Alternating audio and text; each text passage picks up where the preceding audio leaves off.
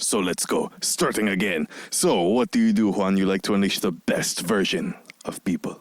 Yes. So unleashing the best version of themselves.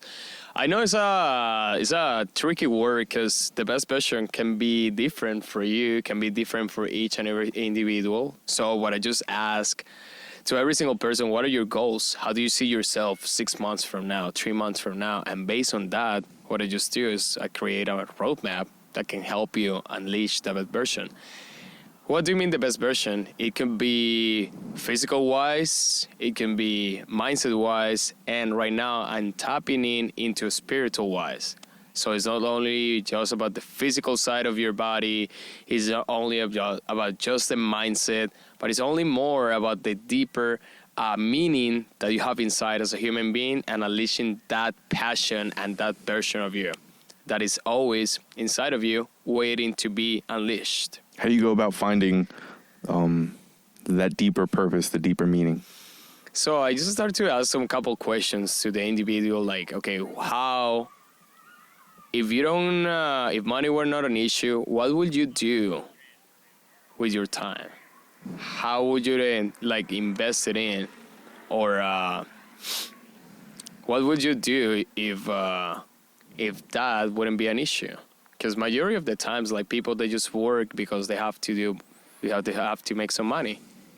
And they don't even, like, ask themselves, like, okay, what should I do if I have all the money in the world and I'm like, I'm basically, if I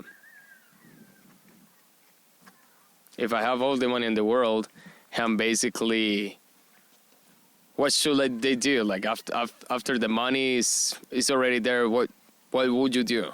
That's the question. Why is that one of the main things you focus on?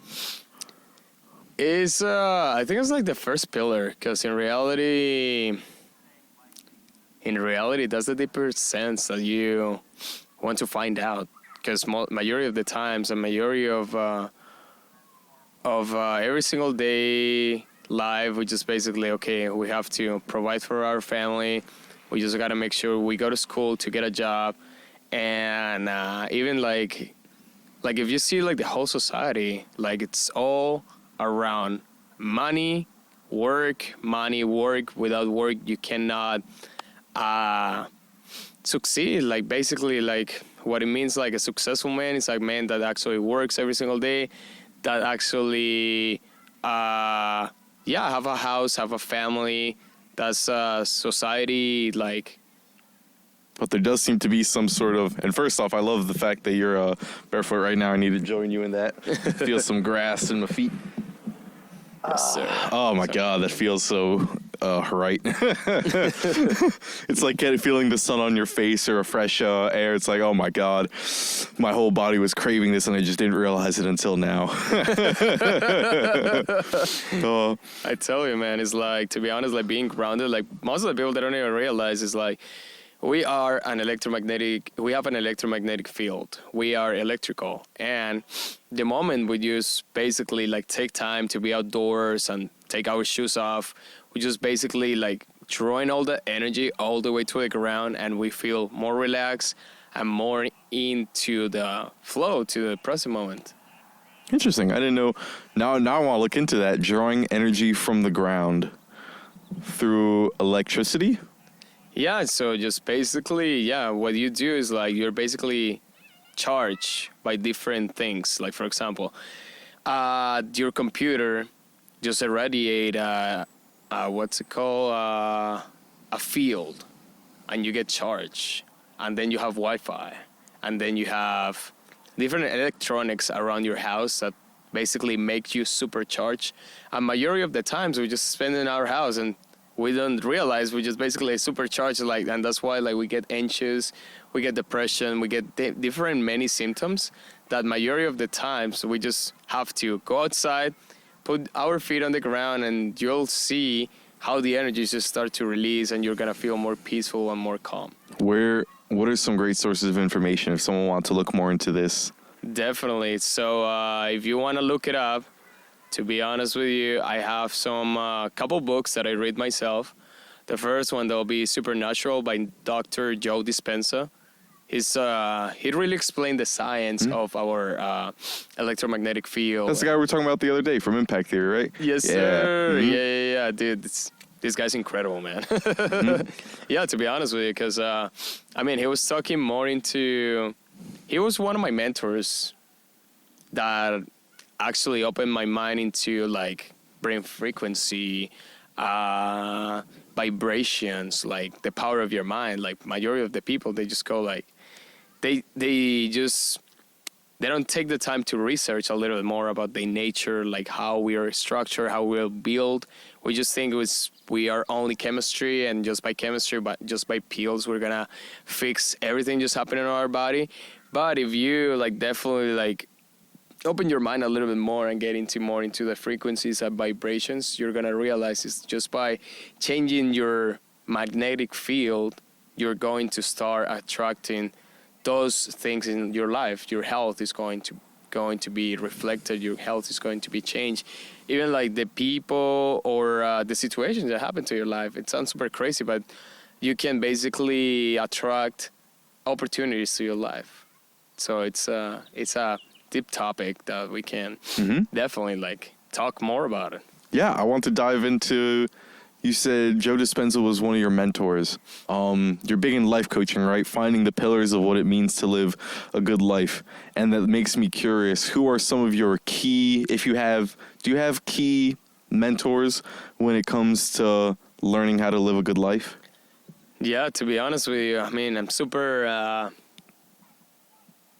interested in mentors, because in reality it's like, okay, if you have those people that already live or they're living the life that you want to live, why not taking advice from them? The people you admire. Yes, sir. The people you admire, the great leaders that you see on the internet, that you see on Instagram, and actually resonates with you. Because majority of the people that you saw only musicians, or they saw only these big influencers, but they don't have any work ethic, or probably they don't have something meaningful to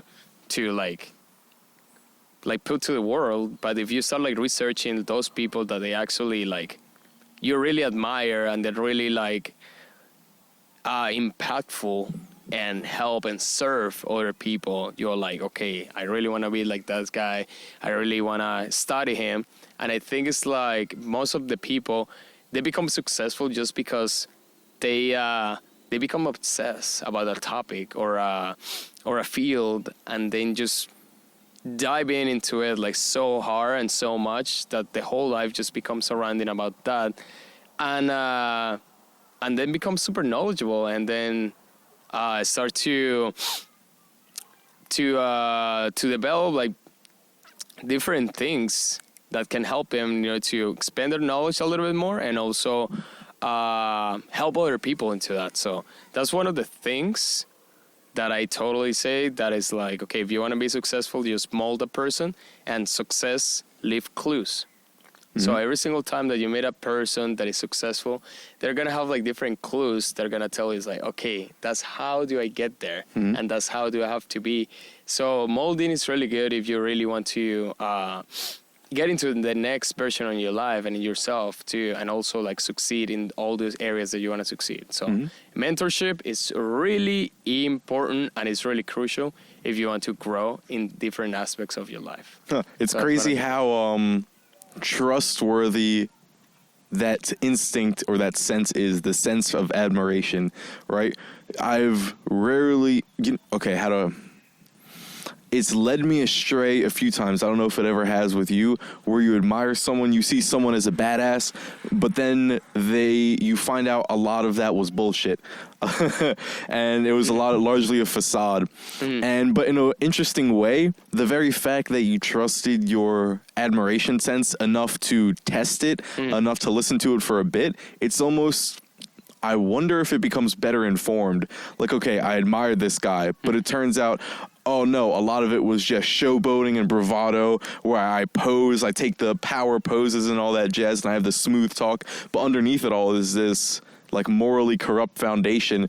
But sometimes it seems like you almost have to fuck up. You have to admire the wrong person sometimes. And then if you're willing to learn and, recognize the mistakes that, okay, I admire this person, but I was wrong. There were a lot of things I thought were good that maybe weren't. It's as if that admiration sense becomes more honed and refined, and then you're better at zoning in on people who will actually be worthwhile mentors.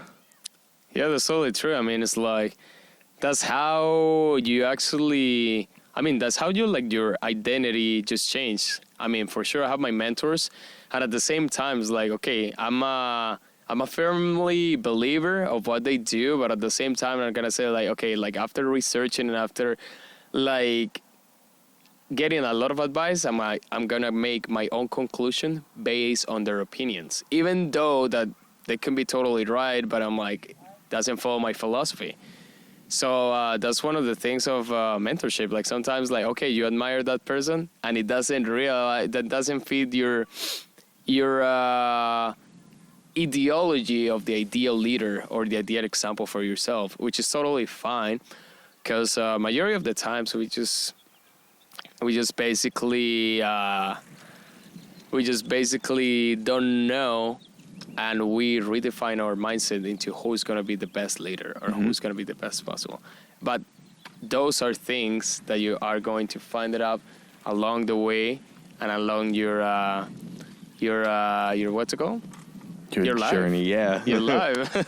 Hell yeah, Matt. That's a weird theme I've seen in movies from time to time, that the kid will admire, I don't know, the gangster, the mob leader, or something like that, and his dad, you ever see a Brooklyn Tale or a Brooklyn Story?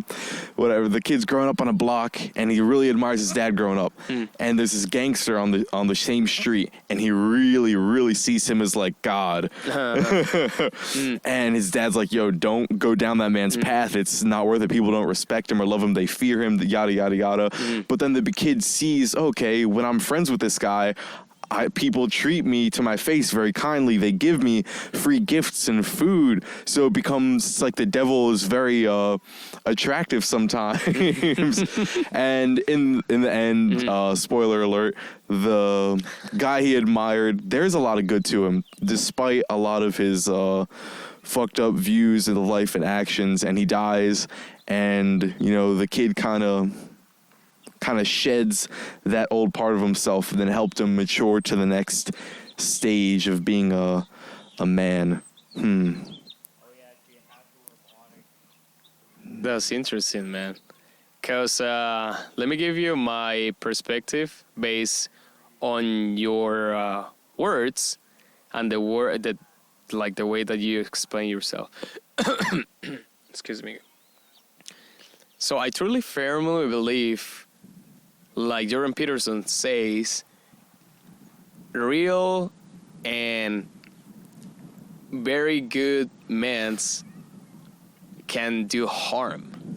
I mean, if you are real and if you are a powerful man and if you want to become a great person, you gotta acknowledge that you have a dark side.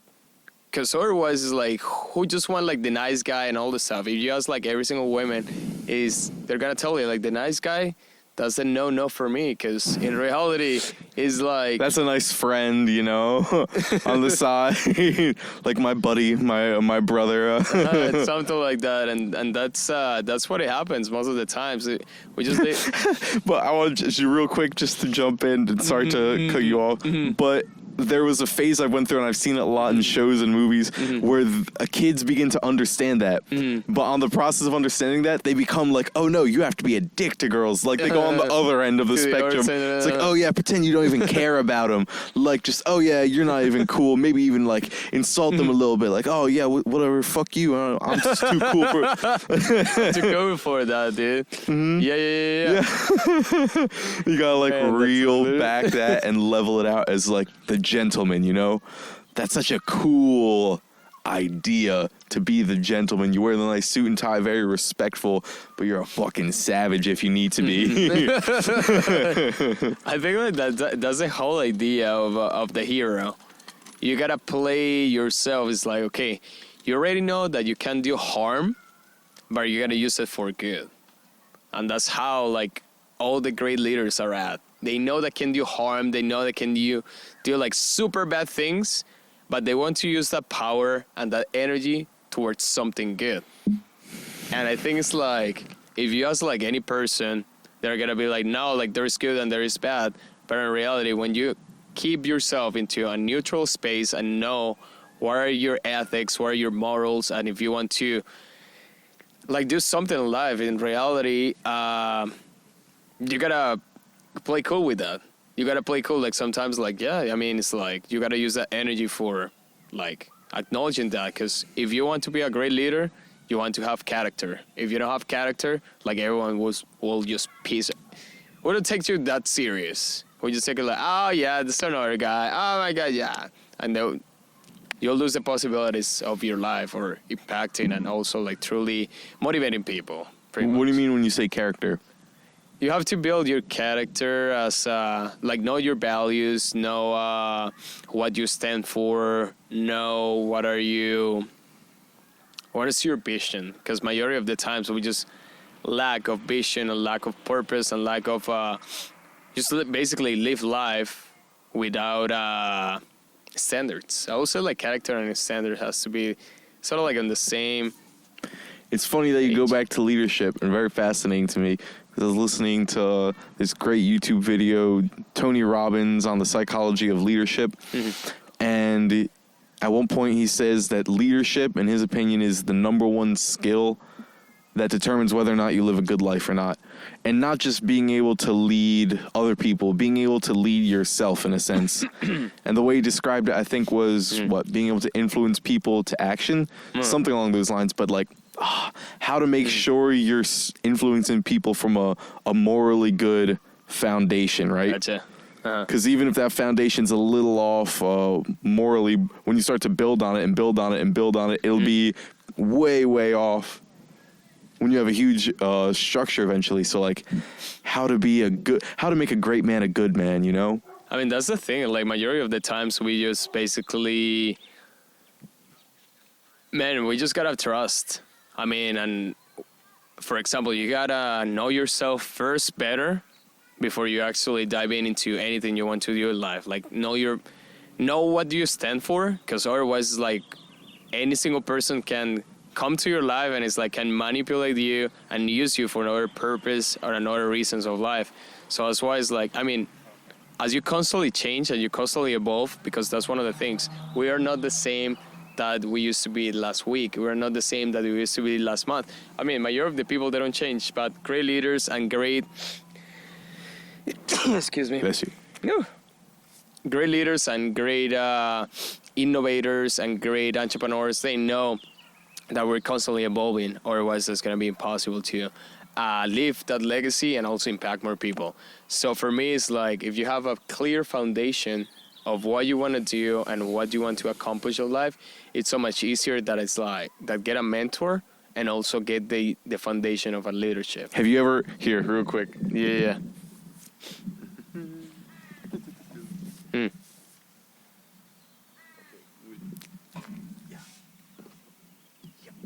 Perfect. All right, and we're done. No, I'm fucking with you.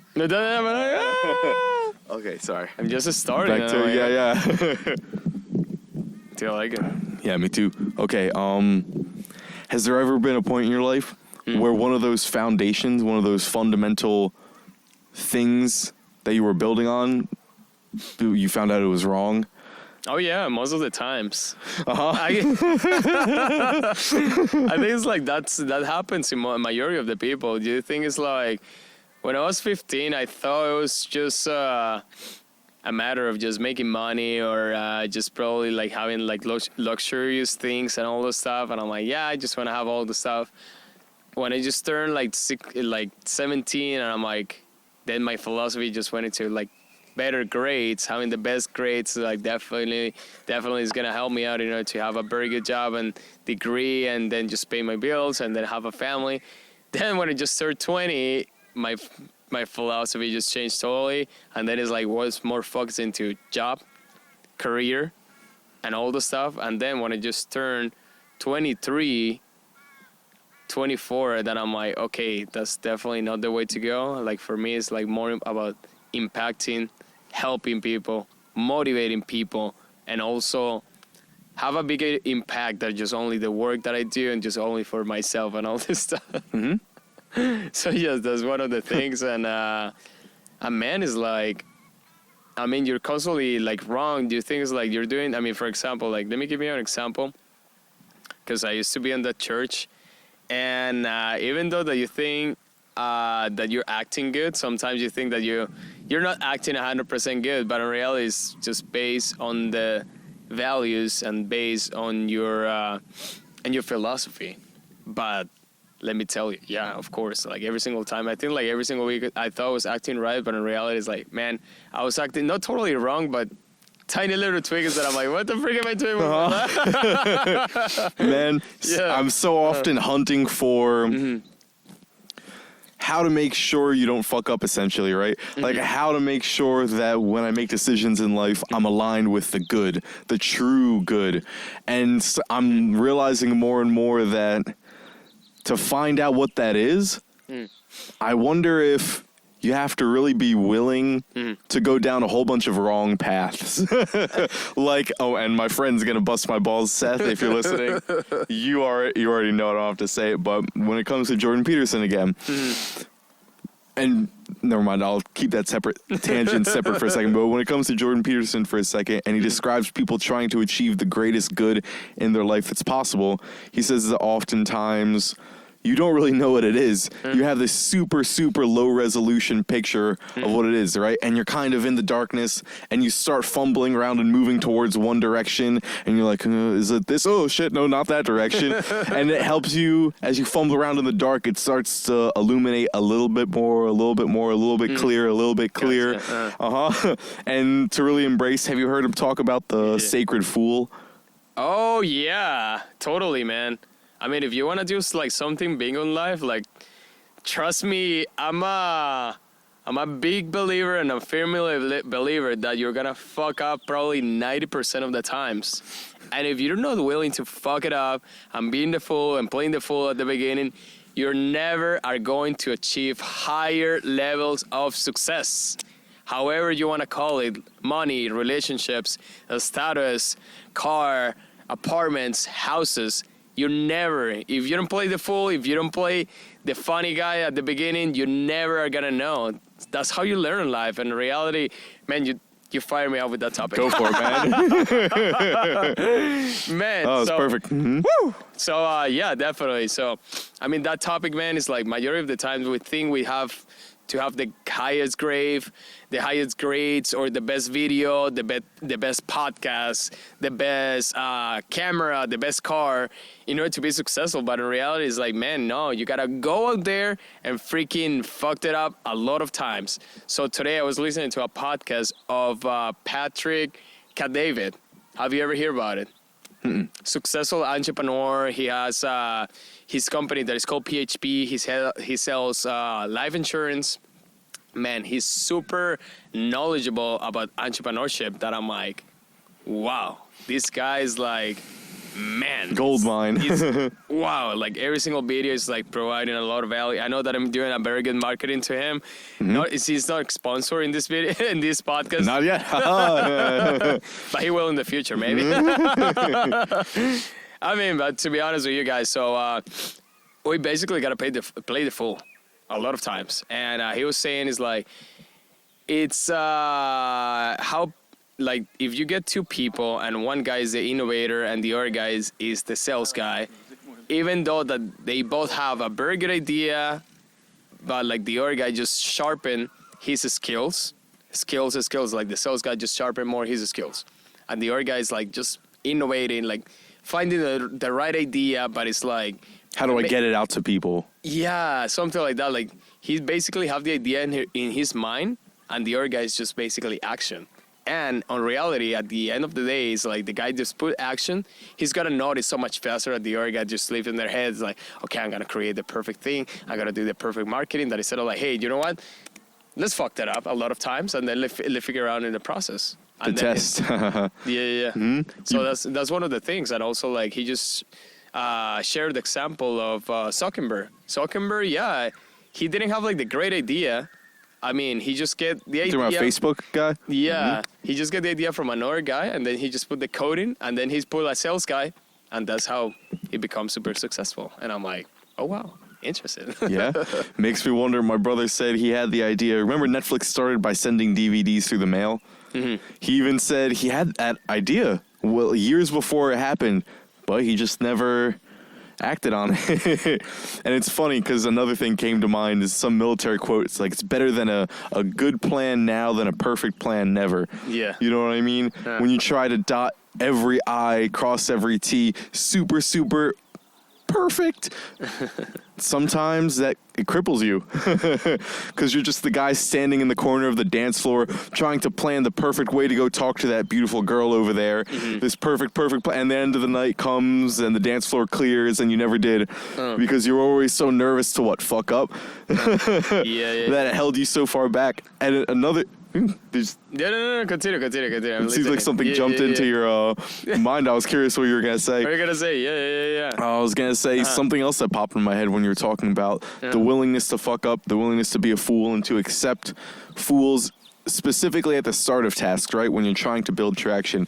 It made me wonder, how willing should we be to accept fools in high levels of power and importance? Like, imagine someone, as a Mark Zuckerberg, still using the example, there's so much new ground he's treading, being like one of the biggest, if not the biggest, social media company owner.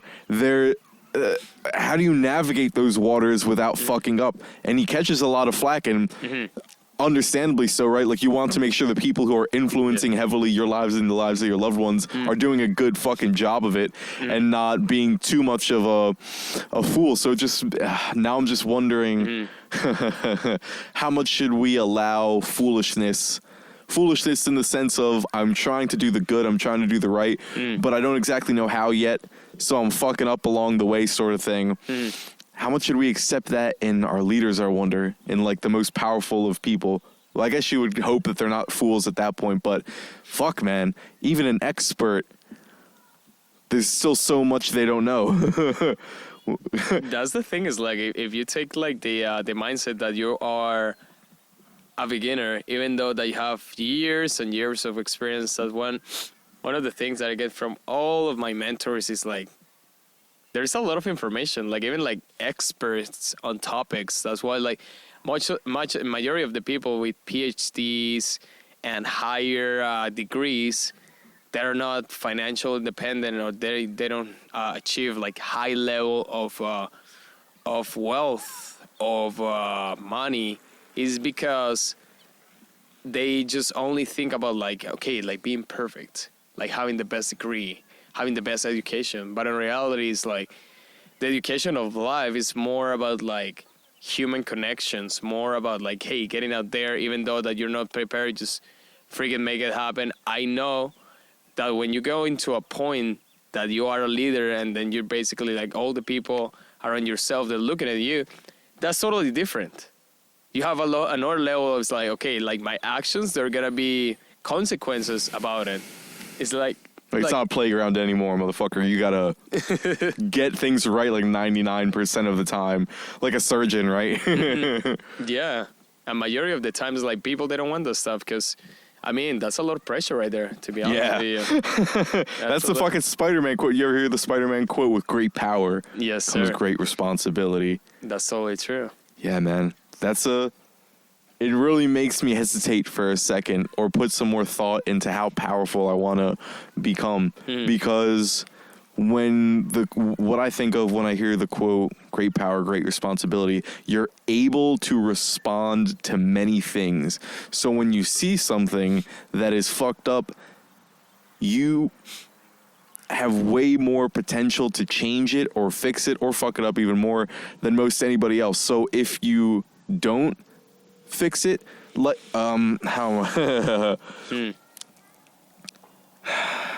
if you don't fix it, like, what would happen? No, I'm trying to find a way to put this into words. Gotcha. Let's see. This is gonna be a lot of tangents. Let's see if I can wrap it together in a nice bow. Yeah, no Bane, you know Batman, the Bane character. When Bane was trying to defeat Batman in one of the comics, like I'm pretty sure the original comic, he was hunting and like observing Batman for a long time, figuring out his weaknesses. And the weakness he exposed was that Batman always wanted to be helping people. Like he never wanted to hear like, oh, criminals broke out of Arkham, or oh, there's a bank robbery. Like I don't want to. No one. He didn't believe anybody else could deal with it as effectively as him. So he ended up overworking himself. He ended up, because I have the power and I know these things are happening. So I feel like I have an obligation to change all these things. And if I'm not doing it, then I feel bad. It's like I could be out there helping all these things, but instead I'm sitting at home relaxing and recharging myself. Which the fact that he didn't relax and recharge himself inevitably made Bane able to defeat him because he weakened himself so much. So the point I want to take away from that is when I wonder how powerful I want to become, there's that hesitation in my head because I don't want to constantly be feeling guilty that I'm not helping this, that, and the other cause. Yeah. No, totally agree. It's like the higher level of success that you have is like a higher responsibility. And to be honest with you, like yesterday we hang out, it's like your mind is actually like constantly like, hey, I gotta do this, I gotta do more, I gotta do more, I gotta do more. And so constantly your mind's just gonna be like boom, boom, boom, boom, boom, boom, and like working. Because when you have a higher level of responsibility, your mind is like, you're constantly knowing that you have a lot of people behind you and they're waiting for you to help them. So you're like, definitely it becomes like a little overwhelming. And that's why like higher roles and higher positions on the, even on the marketplace or even on the corporate ladder is so much stressful. That's why my few people are CEOs because man, there's a lot of work right there. I thought it was going to be easy. Yeah, it's like, it's super easy to say. It's like, no, I'm the CEO. But in reality, it's like, man, like, first of all, you got to take the responsibility. And also, you got to lead teams of people and then showing them that they actually form part of something. And also, I'm going to achieve something else. So it's like, it's not only you. When you start to put in yourself on the side and start helping people, that's when your true sense of leadership starts to come out. So that's one of the things.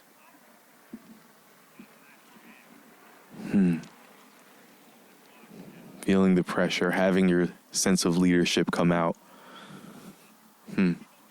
Sure. Look at the doggies, dude. Hello. What's up? That's so nice. Look at those doggies, dude. That's gonna be the cover photo of our podcast. Just us petting this nice American flag collar wearing dogs. Like fuck yeah, America, man. We're chilling on a beautiful day.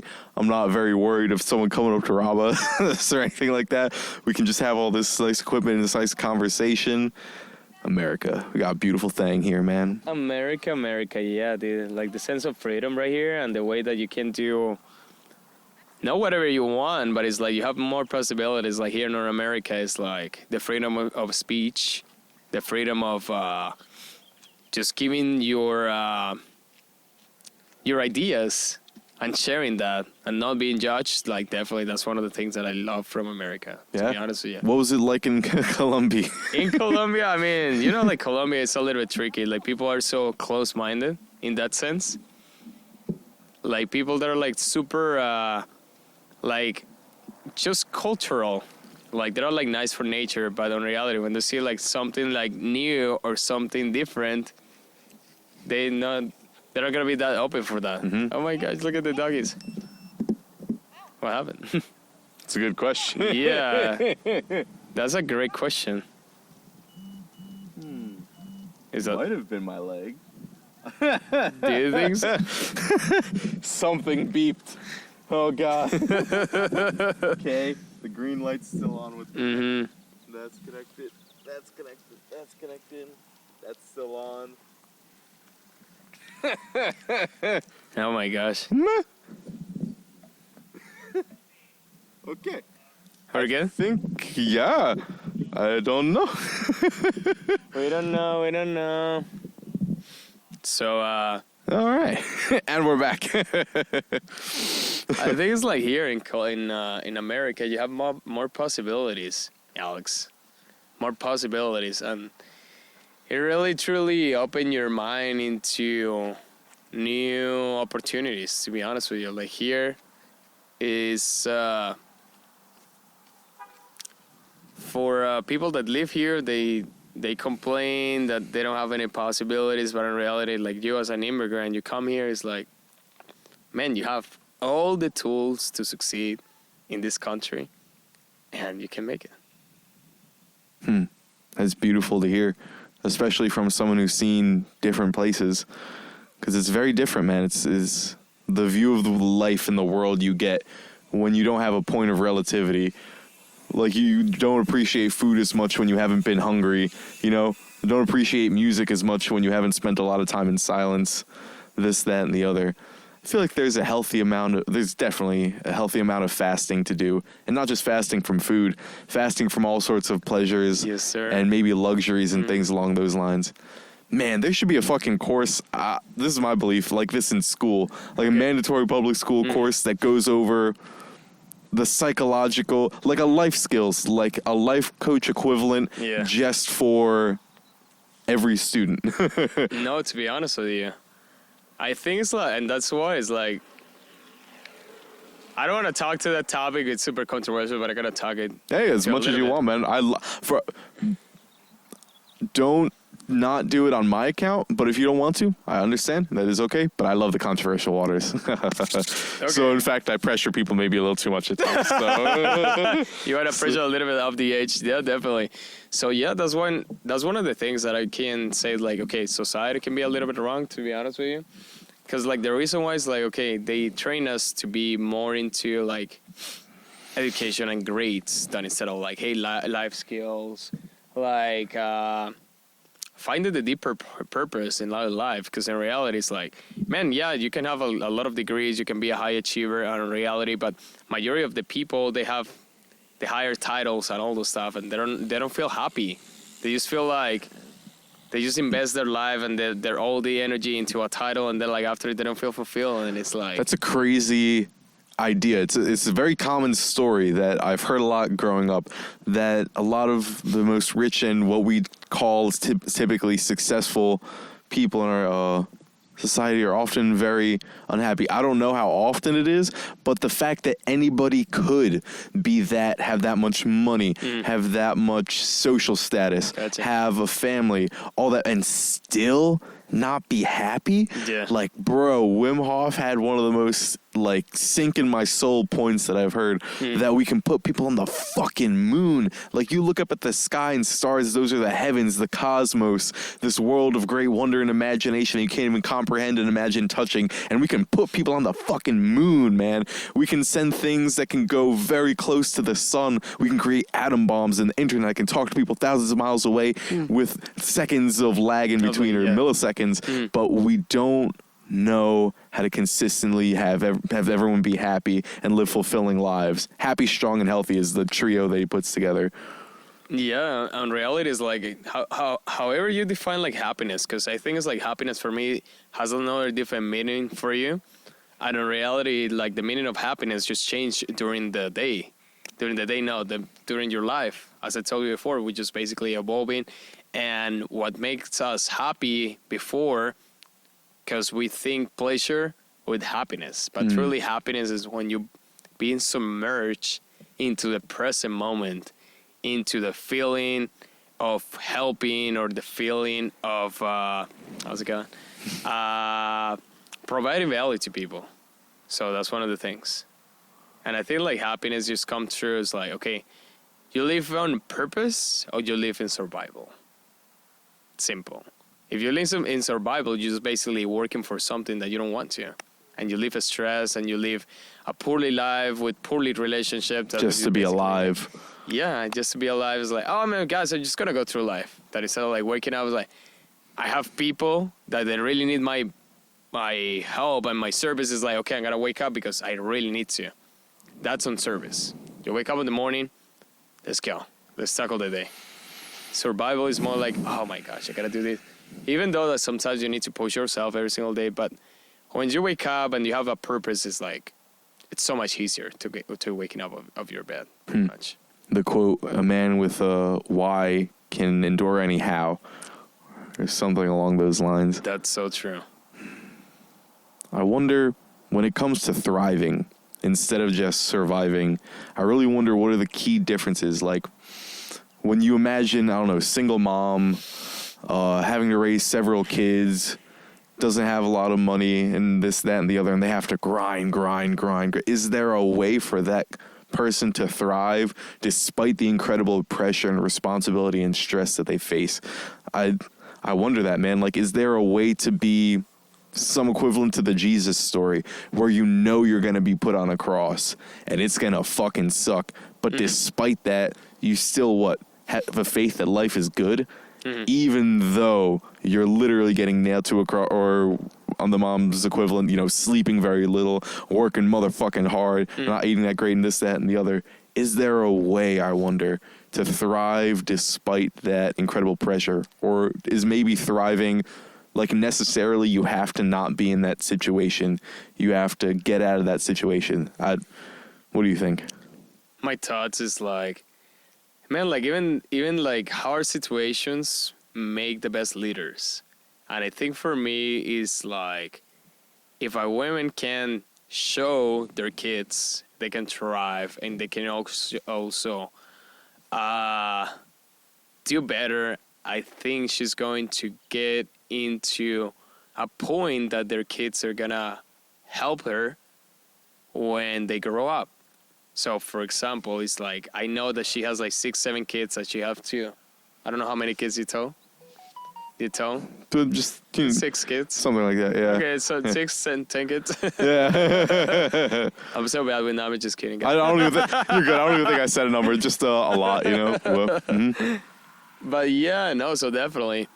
So having that purpose and having that meaning that actually help her in order to thrive. And their kids, they're gonna see her as a warrior, okay, you're something that you want to impact us and you want to help us, and why not like helping you in return when they grow up. So I feel like thriveness is something that you have to do. It's like, if you're here in this planet Earth, it's like, why not try your fullest? It's like, tomorrow you can die, and what if it happen is like, is either you live with the ghost of saying, like, the end of the day is like, I give my best to help as many people as possible, or to help whatever your best self is based on your terms, because your terms are totally different than mine. But then instead of like having like a ghost, is like, okay, this is the way you should be, the way that you actually might be if you didn't have like all those blockages in your life. No way. So your higher self telling you like, okay, like, man, like, imagine like your dad is like, okay, Alex, you should be like this guy that achieved all these things, but because of you being on the comfort zone, you didn't do it. You stay like that. That would be more scary for me. What are your thoughts about that? I think that's a couple things. That definitely seems to be a huge issue nowadays, being in the comfort zone, especially in developed nation. And let's define comfort zone more strictly. Maybe comfort physically, movement wise, comfort as far as food, whenever you want it. If dial up temperatures, air conditioning wherever you want, phones, you have entertainment that's just on the snap finger.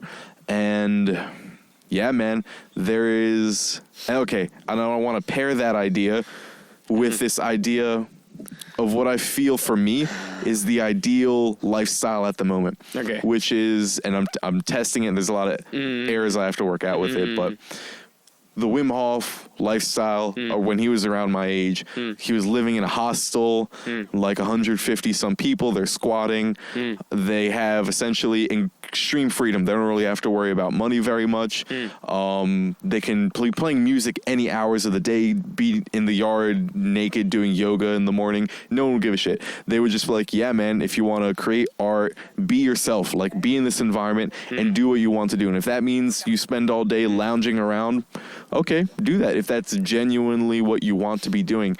And as I expose myself to a little bit more of that, where it's not, I don't have the pressures of responsibility and I'm kind of left to fill my time with things that I genuinely want to do. First off, there was a huge period where I didn't know what the fuck I wanted to do. Boredom, where it's like, okay, boredom, I'm bored. Maybe I'll just, I don't know, I'll watch porn. Oh, I'm done watching porn. Maybe I'll smoke some weed. Now I'm smoking weed. Maybe I'm, I don't know, hungry. I'll eat food. And it's like, I feel like shit, which is crazy because I just finished doing these things that felt really good in the moment. And then as soon as you finish, it's like, and what's so fascinating is in living that lifestyle and exposing myself to that and feeling that level of level of shittiness, it begins to make discomfort very attractive. Not extreme discomfort, but to start to integrate it into my life. And now, like when we sprinted the other day, it's like, okay, there's a hunger in me for that. The desire to, like, I'm resting, kind of stagnant. Oh man, just lay back and chill. Like, nah, I want to fucking sprint. I want to dive into cold water and feel the rush. I want to wake up in the early morning and do jujitsu, even though it sucks. And there becomes this craving for discipline, doing things that are in the moment, maybe not so enjoyable, but become you recognize are worthwhile over time. And it was so interesting because I feel like a lot of people have the fear of getting caught in Paradise Island, the trap of paradise, right? Where you're just in an opium den and you're just kind of getting high pleasure all the time and you'll never want to leave. I feel like a lot of people have that. Like bullshit, to be honest with you. I agree. I mean, it's like, to be honest with you, like every single time that you have all the pleasures that you want, you're not going to feel like happy. You're going to feel fulfilled. That's what happens majority of the times, is like the times that I have like everything I wanted. Next. You don't truly know what you really want, but I think it's like the moment that I have, I don't know, like, dude, you're pursuing a goal. Like, for example, right now, when you're pursuing something and you have like achieving, like once you achieve something bigger, you get like that meaning, and you see like meaning in every single interaction. It's like, okay, I'm getting closer to my goal. Is like, that's incredible that instead of like, no, you know what, I'm just going to like chill down, relax. It's like, oh yeah, if I just sleep in, it's like just gonna be a little bit of, yeah, that's gonna be fine. And then it's like, but then you're like, what's next? What do I fucking? And that was one of the most useful things I've learned in psychology, that one of the greatest sources of joy for people, just as in our species, is the joy you get from getting closer to a goal. Not getting the goal, but when you recognize you're making progress, because it's this lasting sort of joy that pulls you forward and keeps you engaged. Dude, you're not, and then you compare that to, I think it's consummatory reward, which is exactly what I was just describing, where it's like, eat food, and then as soon as you eat the food, it's just done. Okay, the food's gone. The porn, you know, you do. It's done. Yeah, man. And it's so weird that real quick, what I want to say earlier is there was this story I had in my head that I was believing. This story of, if you are given that environment where you're given the freedom to, you can just do that all day, there was a fear that is what you would do, right? The fear that, I think it's of the same flavor of heroin, right? When people say heroin's just so enjoyable, if you have the opportunity to do it and it's just here, you're just going to want to do it all the time. But that's not true. Did you ever hear of Rat Park experiment? No, what is that? When people were trying to understand, hell yeah, man. Hey, yes, sir. Understand how drugs impact people. They would often do animal testing. What the fuck am I hearing right now? I think it's my... Oh, is that? I think it's my phone. Give me 1 second. Yeah, do you think? I thought it was from like a house above because the headphone was blocking it out a bit.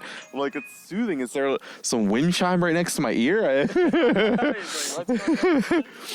Oh my god, that's so hilarious. Yeah, just like, what? Okay, so yes, Rat Park. People are trying to figure out how drugs impact people by experimenting on animals that are very close to us biologically, blah, blah, blah, blah, blah. So they put one rat in a cage, give it water with heroin in it, give it water, no heroin in it. The rat does the heroin, and it dies.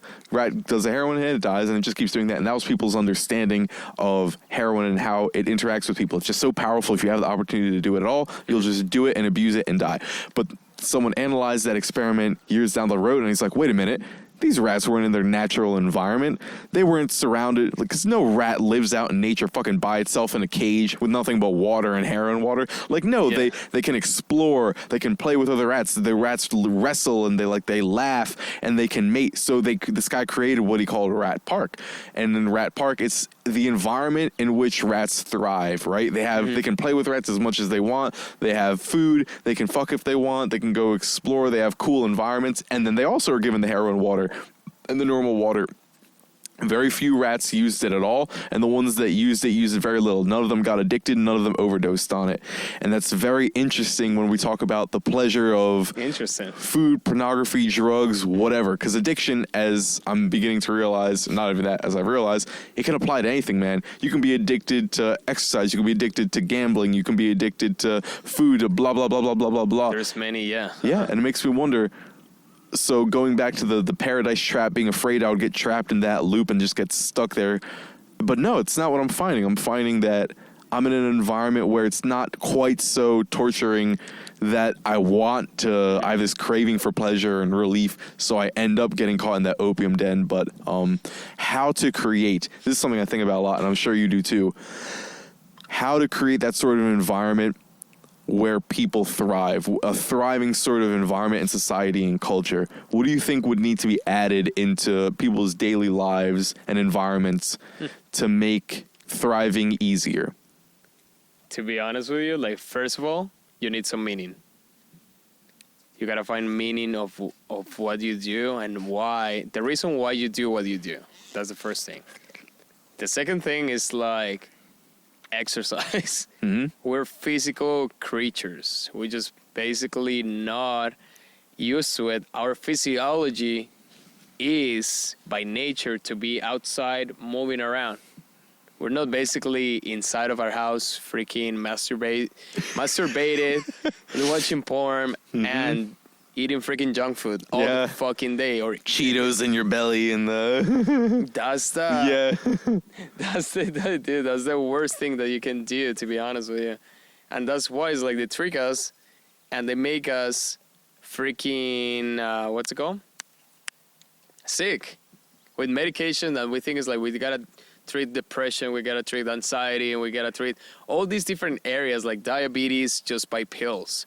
But in reality, you don't need any of that. If a person, trust me on this one, if a person successfully just freaking have a purpose in the morning, have their nutrition planned out like really well, they drink their water, like I alkaline water or living water. And if you want to learn more, like check my Instagram, 1am Fitness 1, and you're gonna learn more information about that incredible water that I did some researches and also try myself, and Alex just tried already.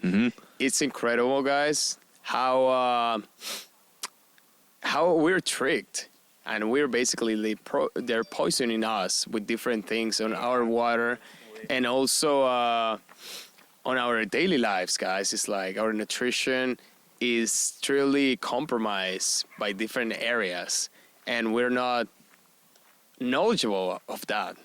And just because of our ignorance on our, like, no, the TV is good, the news are correct, it's we just basically get into that rabbit hole. So that's what society needs. There are different pillars, but for me, it's like exercising every single day, going outside in nature, that's super crucial.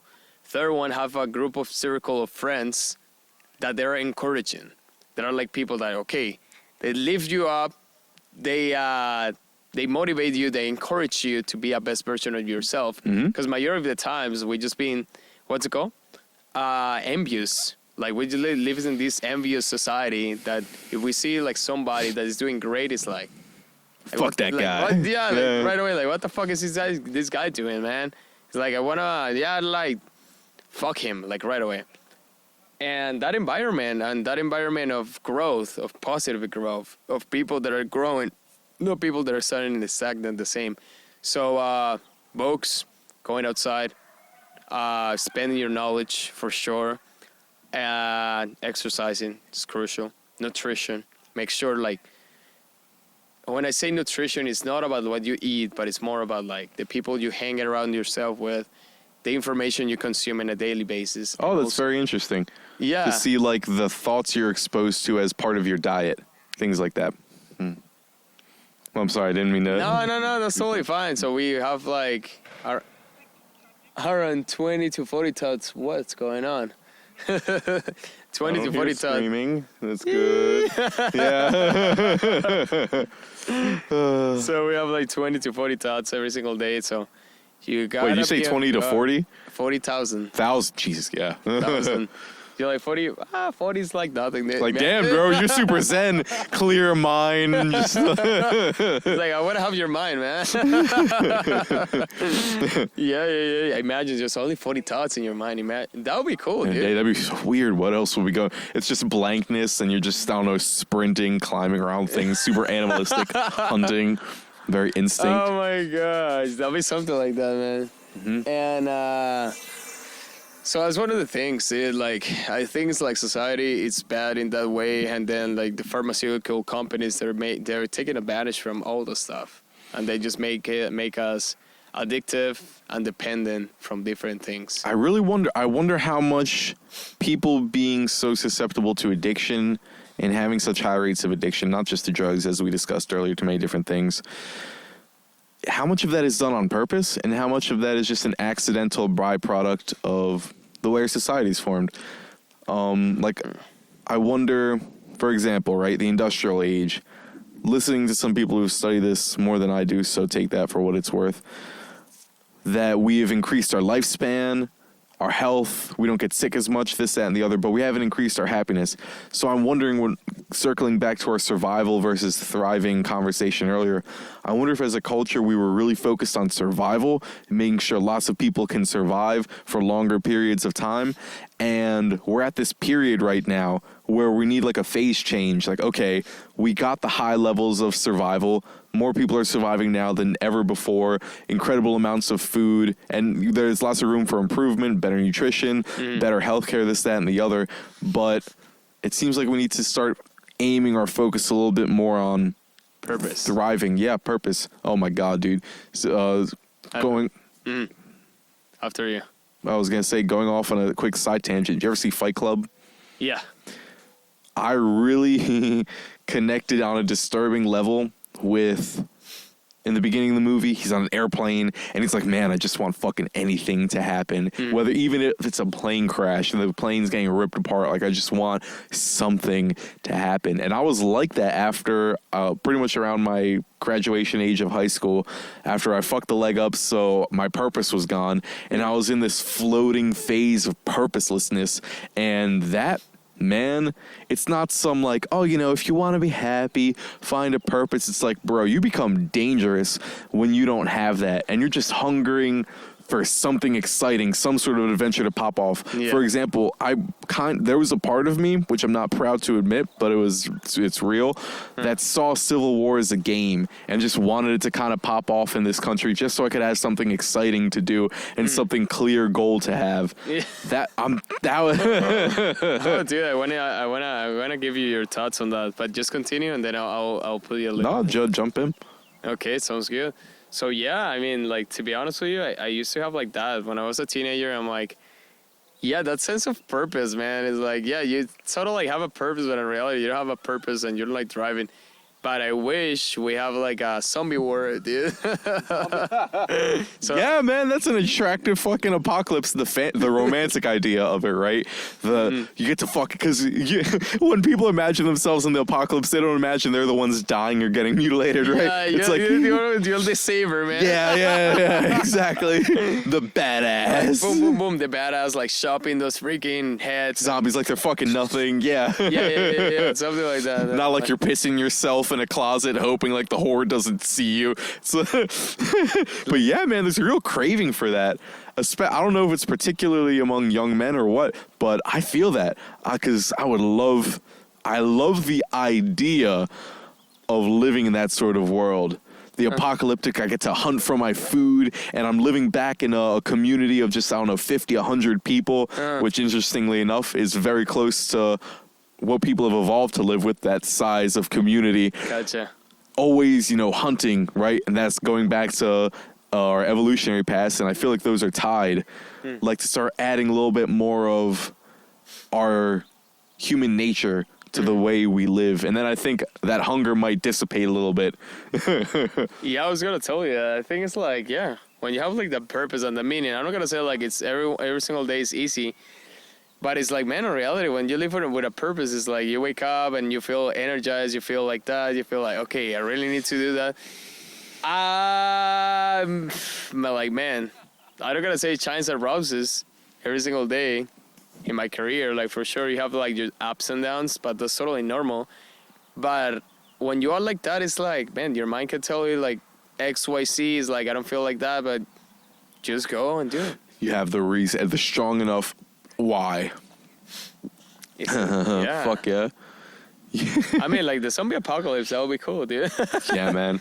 I'm telling you, if they have an effective, you ever play virtual reality? Yeah, once in a while. Headsets, yeah, ditto. If they have that where we get to a point where you can actually, your whole body is put into it now. It's not like you're in a room and you're limited to walking around here. It's like, okay, I click the chip and this body shuts down, but the mind plugs into some. Yeah. I could see myself spending incredibly large amounts of time in that world, right? Like you can meet with people all over the world, your best friends, go into the zombie apocalypse. I think that's gonna be scary, to be honest with you. So when you don't have the need to go outside and like even like interact as a normal human being, that's why it's like video games are addictive. There seems to be a high vulnerability for a lot of people to be addicted to video games. Agreed. So yeah, because okay, like first of all, they play with the psychology. So first of all, you have dopamine because of the lights. Second of all, and the nice little noises every time you win like a slot machine. Like, and you're like, okay, headshot, cha-ching, yeah. Like all the good stuff. Yeah, they're like triggered for that. And also like in the second side, it is like you are in a mission. You're in a goal. Yeah. And you're with your team, your comrades, if you have headsets on and all that, moving towards a clear goal. Mm-hmm. Yeah. And the clear goal, and also it's like if you play online, you have the sense of community. That's the third thing that most a human being needs in order to thrive. Because if you don't have community, like definitely, like you can be a solo guy, but it's gonna become boring. Mm-hmm. And then, like after you have community and you have like people around, it's like okay, it's gonna be more engaging, and then you're gonna be more engaged into that topic. So that's definitely why you like video games are super addictive, to be honest with you. Fuck yeah, dude. And I don't know if that's necessarily a bad thing. Hey. Hello. Yeah. Just imagine, man, when you can smell it, you can feel it, taste it. Just this world. Imagine being able to, like, with Captain America's level speed, sprint through it, climb up that hill, like something, battle some enemies on top. No, dude, that'll be insane. Imagine if you can do all those stuff. Yeah, you hear the metaverse? Yes, I hear about it. Yeah, I don't know exactly what it is, but the idea, I feel like it's kind of like what we're talking about. A social network, but that's in not where you're scrolling down a screen. You're literally like in the social world. Maybe you can even go into people's pictures and look around or some weird shit like that. Wow, like, really? Yeah, man. These are my... Like it's your whole life, like right here on the internet. It's like just scrolling around. It's like, okay. I see like your whole life, like for example, like a video of your whole life. Imagine that stuff. I was gonna be like the information, and also like the like man, like they can know like everything about you just by seeing you. Imagine. That would be like mind blowing, dude. It's like that's another topic that we can talk forever. To be honest with you. Oh fuck yeah! Unfortunately, It seems like we're still good for a while. I didn't expect my battery charge to drain as fast as it did. I need to charge that up. But it's holding. It's holding. We're good. So, Okay. yeah, we're fucking good to go. Essentially disregard what I just said. But, yeah, man.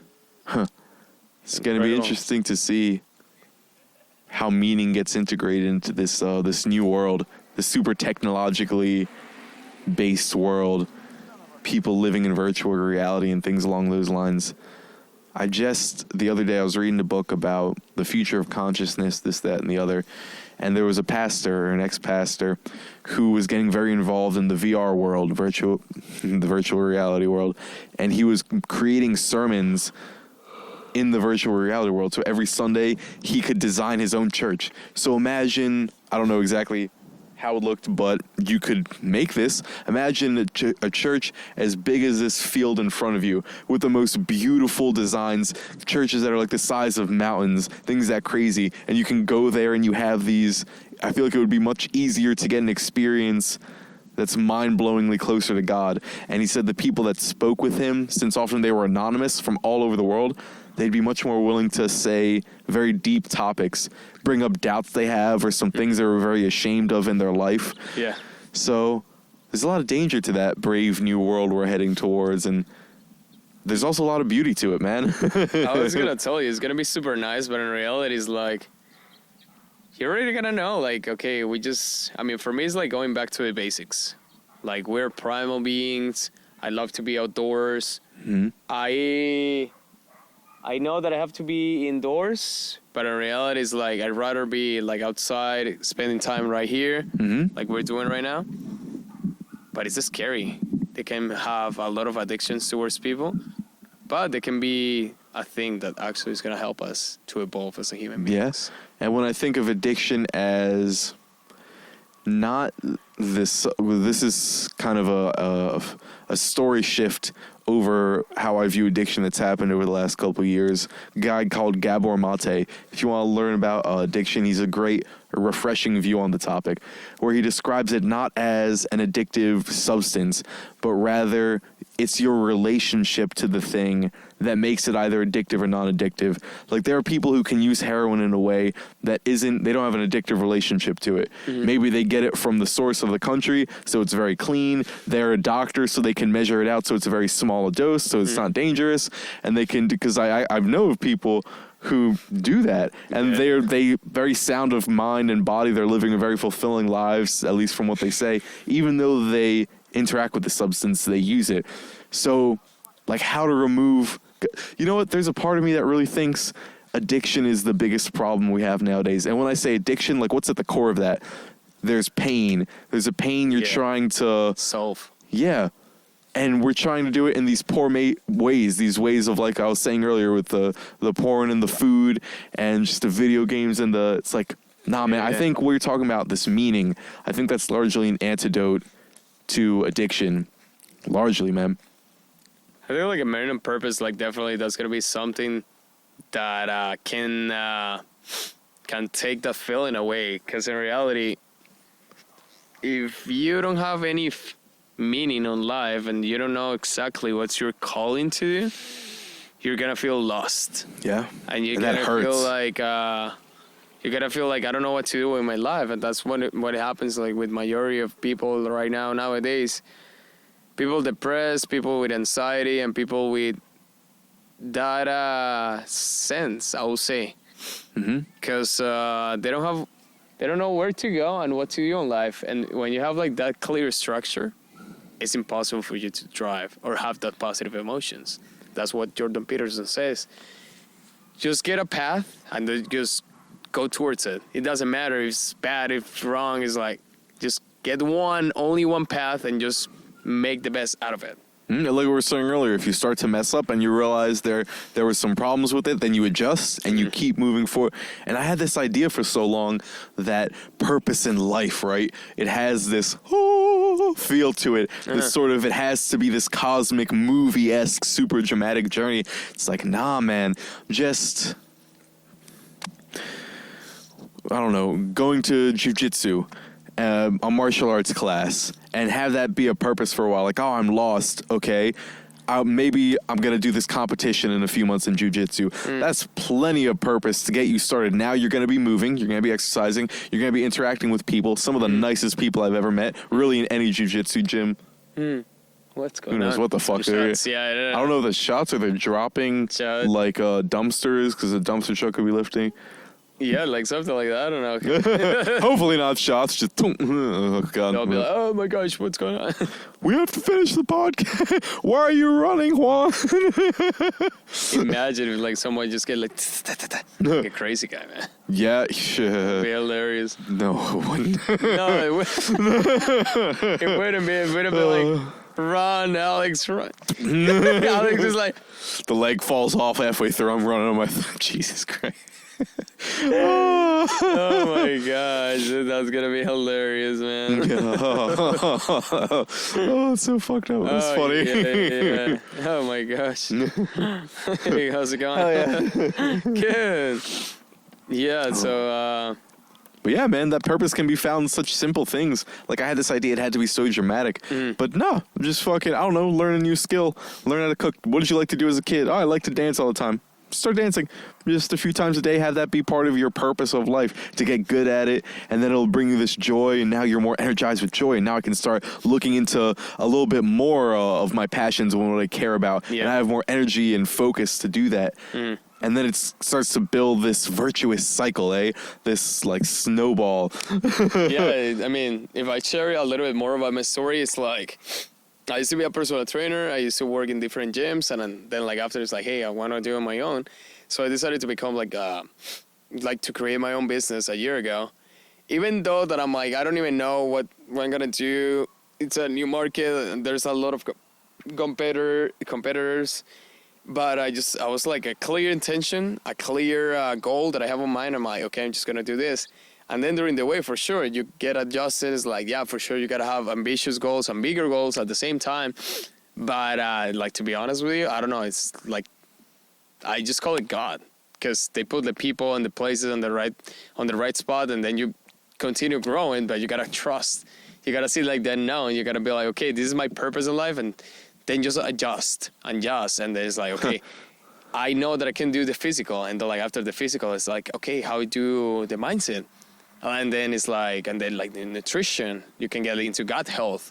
And that is like spirituality. Like right now, there's another area that I want to touch base with that is super interesting for me. Because, man, it's like when you go to self-development, there's like different areas that you can go, and there's a rabbit hole in it. It's not only about all the stuff, but the self-development and the study of your body, your energies is like, it's super deep. Fuck yeah, dude. You can go like years and years. Like, for example, I've been like researching that like 3-4 years, and there have been like mentors that been like those people that I read with that have been like 10, 20, 30, 40, 50, 60, 70 years, and they continue. And I'm like, wow, that's so incredible. That's like an endless rabbit hole, man. Especially when you get into the spirituality conversation. God. What role has religion played in your life? What role? I mean, I believe there's one God, wholeness. And it's like if you connect with source or wholeness, you're going to have another deep meaning on life. And I think that wholeness, or that uniteness that connects us all together, can help you to get not whatever you want to do in life, but more into like deep meaning, what you came here to do in this earth, pretty much. When we talk about purpose and all that, I feel like it pretty necessarily goes back to religion.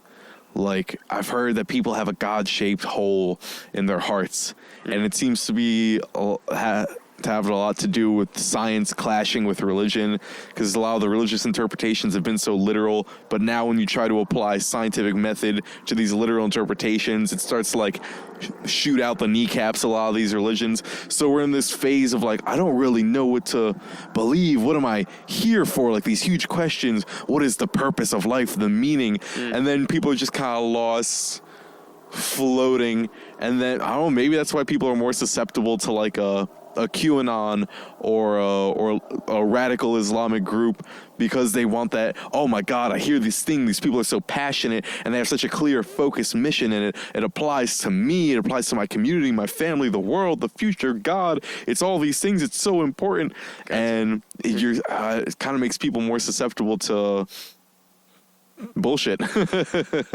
Gotcha. Totally agree. Yeah, that was when I fucked up the leg, looking for purpose, blah, blah, blah. One of the first people I found who I really admired, like in person, not just over YouTube and this, that, and the other, they ended up kind of being a con person and a bullshitter. But I wanted to believe it so much. I wanted it to be true that this person was all the things that they pretended to be. And, I don't know, man. I guess that had to be experienced, had to get blown up my thought of what it means to be a cool guy and all that jazz. And now, this is the guy who's just like, yeah, man, I have a family and I have work. I don't have work. It's like, I have to go to work. It's like, no, it's not my favorite thing to do, but I'm okay with it. I'm solid with this work. I have a solid foundation of economic foundation. How's it going? So I have a family I love, this, that, and the other, like the simple joys. The simple joys of life. No, totally agree. I mean, it's like, it's whatever. However you feel happy. Yeah. Because to be honest with you, like some people like to live in a purpose. Some people don't. Some people, they just want like real, like normal things. Yeah. And it's fun because that is a purpose, man. Of course. Like having your family, having your kids. That's huge. That's a big freaking chunk of things, to be honest with you. Yeah, and it's pretty wild that that's given such a normal title, and almost normal as if it's a bad, like, that's the normal, but that's huge. You made a human. It's like, I know, when you see like a baby, it's like, man, it's like you can create something, a human being, from your bodies, like. And the way I hear that changes people when they actually want to have a kid, right? Because unfortunately we hear those stories where it's like, I don't really want to have a kid and now I kind of resent them and blah blah blah. But when you want to have that kid and you see them, and consistently I hear them, people who have kids say like, that person is so much more important than me, this new thing I've created. So then purpose becomes so clear, so obvious, because now I have this person that's so much more important. So whenever I wonder what's important and worth it in life, just this baby like Simba and the Lion King being held up to the sun.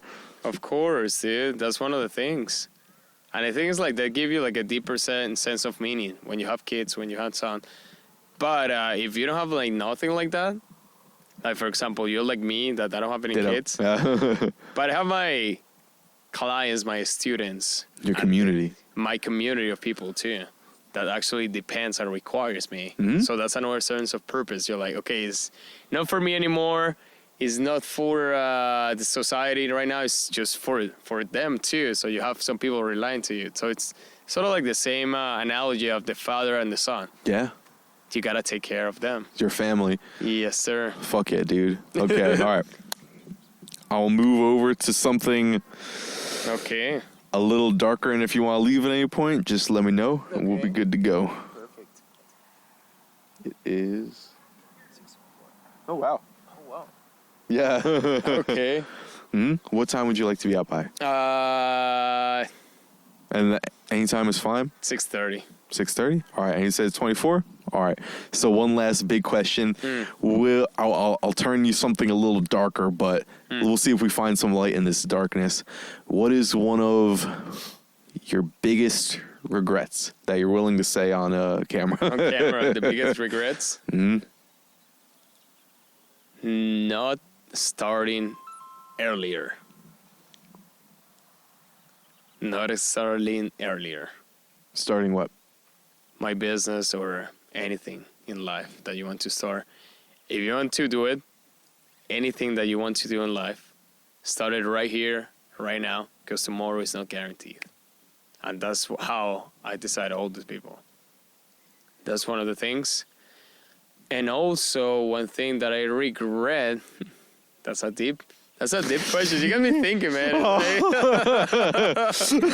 Jeez. Let's see how deep you get in 5 minutes to the depths of the soul and back. To your spirit, maybe we'll say the spirit of a nation. Spirituality. Mm-hmm. Huh.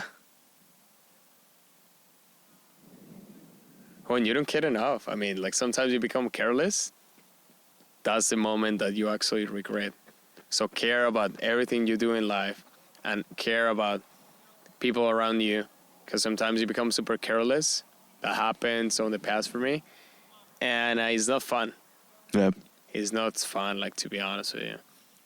So start early and care about all the things that you do, because everything that you do, even though that you feel, basically making an impact in your life, it matters. Every single action matters. And if you want to feel better, start right now. Don't wait tomorrow.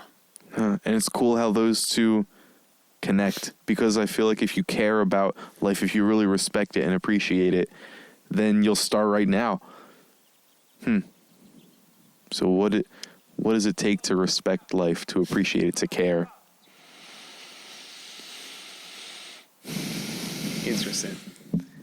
Alrighty, my friend. So, guys, we have this incredible guest. Ditto. This guest on the Juan show, I am humbled to join. I am the Juan. Oh wait, yeah, the song that, oh my god, that goes together perfectly. That's gonna be the trailer. Oh my God. I am the Juan. I am the Juan and only the Juanito. That's so egocentric, man. No, it was incredible, dude. Like, to be honest with you, and if you guys want more information about nutrition, exercise, don't forget to check out my Instagram. #1 AM Fitness 1. You're gonna find very good information, guys. And also we have Alex. He's so like the #1 and then AN Fitness 1. Yeah, you nailed it right into the point, Mr. Alex. Dude, I like it. So anything related, guys, if you want to have more info or more knowledge or any advice, you feel free to reach out to me. Don't be a stranger. You follow me. Don't forget to say hi. I'm super engaging with the messaging majority of the time. So guys, feel free. And if you want to learn more about services or anything related to, you can schedule a call with me or send me a DM. I'll be more than happy to support you with that, guys. And also, if you want to check it out more what I do, just go to my Instagram, go to my channel, don't be a stranger, and just check it out, guys. And give a shit. Give a shit. Fuck yeah. And start right here, right now. Your change. Who knows what the fuck comes after? Make this shit count, motherfucker. Yes, sir. Woo! Dude, let's go. Fuck yeah, dude. Fuck yeah. Amen.